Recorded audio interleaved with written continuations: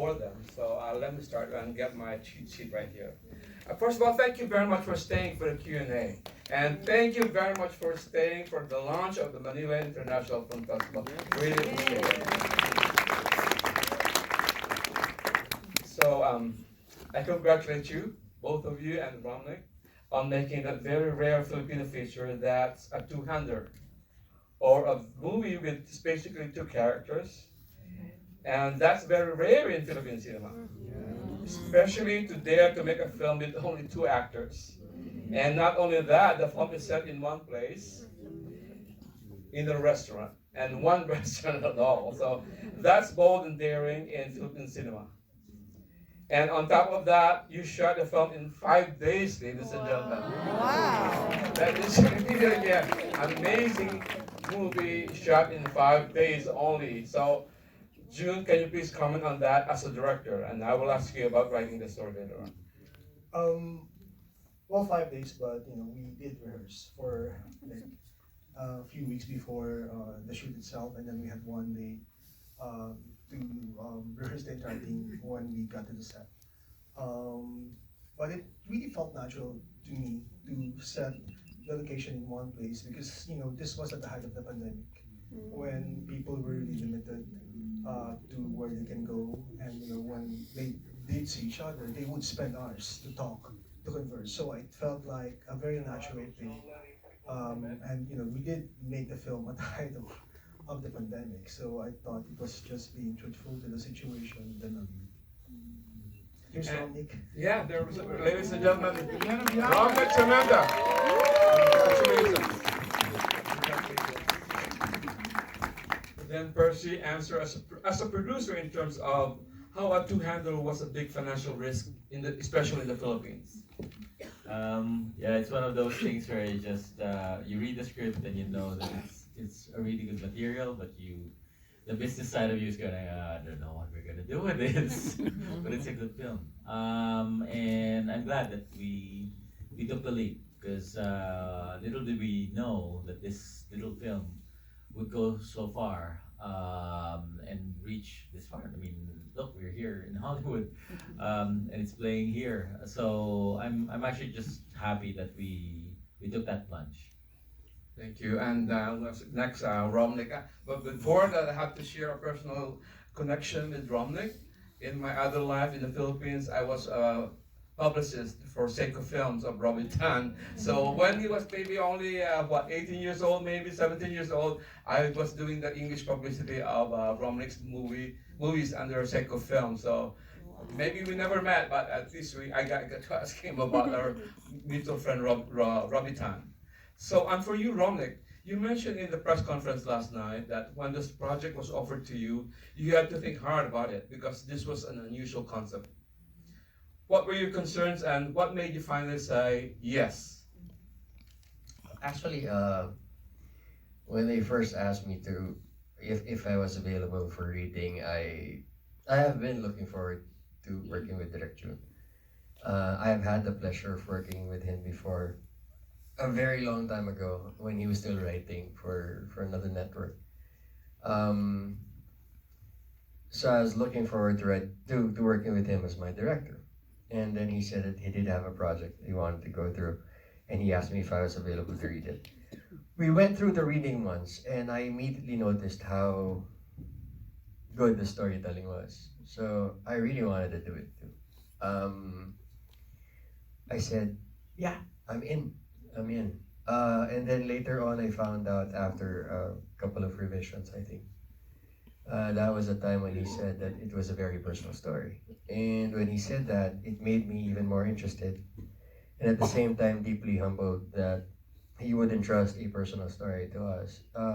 Like I've said before, when somebody trusts you with a personal story, you have no other recourse than to respond by investing yourself fully into that project and just giving in to whatever it is that you might feel or discover or see within the telling of the story. So I was really happy about it. I was really happy being a part of it.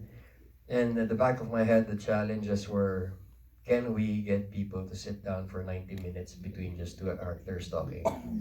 that was the biggest challenge for me, because I know it can be done in a play, because people expect to do that for a play, but not a film. But I was really, really looking forward to doing it, and I'm just very happy that we were able to pull it off. And with the accolades that it's been getting, I guess we did not simply just pull it off. We made it work. So thank you. So yeah, let me tell you that when I first saw the film, I was blown away. Is that this is the ROMNICK SARMENTA I knew from the Seiko Films days. So what a great maturity and the depth that you showed in this film. So congratulations. Thank you very much. Yeah.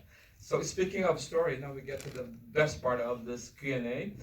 June in real life, like ROMNICK's character, you also taught at my alma mater, University of Santo Tomas, or UST. In fact, one of your students is here, Jennifer Esclamado Morelos, the mom of film actress Sam Morelos.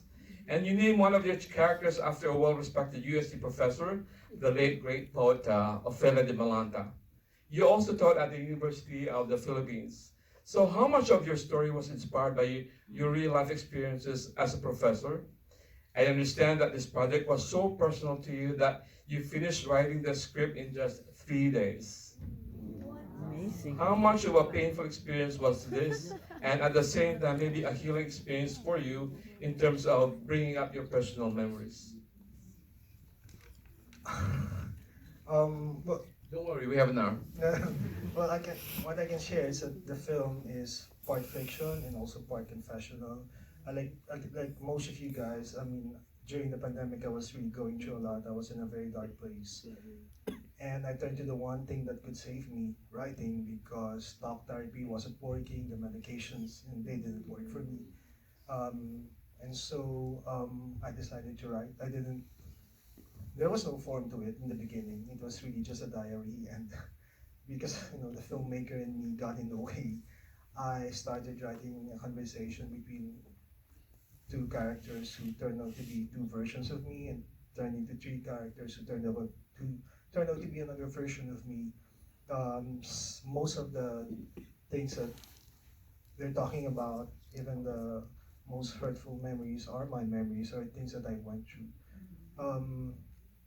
And so it was very healing for me. And every time I watch this, the first time I saw this film on the big screen, when it had its world premiere in Tallinn, it was really difficult. It was a struggle to watch it. But over time, as I watch it with an audience, with a different audience in different countries and different locations, it has lost its power over me. So it's really healed me in a way. It didn't just heal me, it saved me. And I think that's, because usually I would make films thinking of my audience. And for this project, I was just thinking of saving myself. And that's the most important thing. I'm here. I'm still looking forward to telling stories and making more films. So I'm thankful that I was able to make this project. Thankful to everyone who helped me make this project. Thank you. By the way, I failed to mention that this film won Best Picture in the Tallinn Black Nights Film Festival, and it won a record 10 wins in the Metro Manila Summer Film Festival. So that's including and it was also special jury prize for Elijah. Yeah, wow. So ROMNICK, what was it like to be directed by Jun, especially since he was giving you directions to play a character who was very personal to him and to his own real life experiences? Was it easier or harder for you, since Jun was probably very specific in his directions based on his personal memories? But Direct Jun is different in that sense. He allowed us to read. He went and observed how we would read the scenes, and would only step in when he wanted a specific treatment on something, but would pretty much allow us to do things our way also.